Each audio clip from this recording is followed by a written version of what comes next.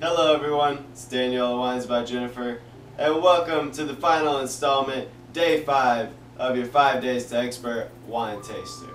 So, the final day is all about savoring. So it's time to savor.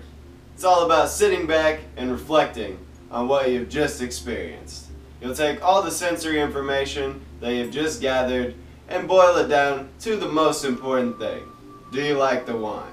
Taste is very personal. And as such, the definition of a great wine is one that you thoroughly enjoyed. So the following are great questions to ask yourself when discerning the characteristics of a wine. Was the wine light, medium, or full-bodied? How was the acidity? What about the tannins? Were they too light, too strong, or just right?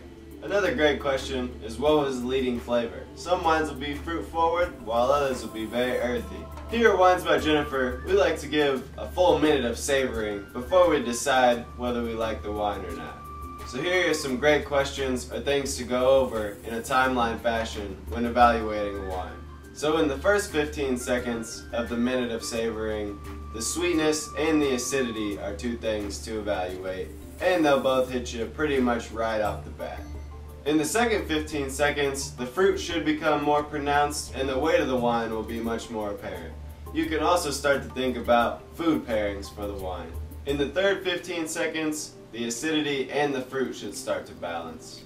Now in the last 15 seconds, in your minute of savoring, the tannins should start to balance and blend harmoniously with the fruit and the acidity. If the tannins are too strong, you may want to consider laying the bottle down for aging for a couple of years or using a decanter. Now before you graduate and go on to be an expert wine taster, here's a few do's and don'ts. So I'll start off with the don'ts first. Please don't wear heavy perfume or cologne, as that's all you will smell when evaluating a wine.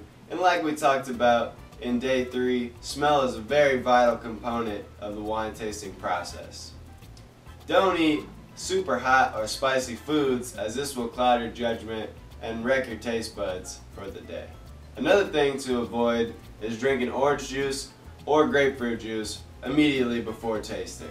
And the last thing I like to say to avoid is taking it too seriously. Either yourself or the wine evaluation process, it's all about having fun at the end of the day. So here's for the do's.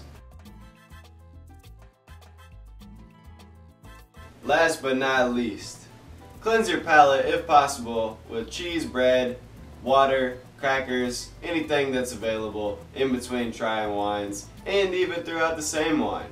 It's nice to keep a journal as well for all your different wines that you've tried, and it'll help you keep track of everything, whether you've liked them or not. And last but not least, don't forget to have fun. At the end of the day, that's the most important part, and that's why we all sit down to enjoy a glass of wine.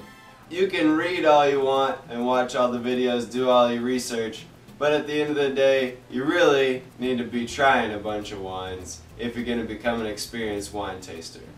Obviously, we have the perfect environment here at Wines by Jennifer with new wines on our tasting table every single week.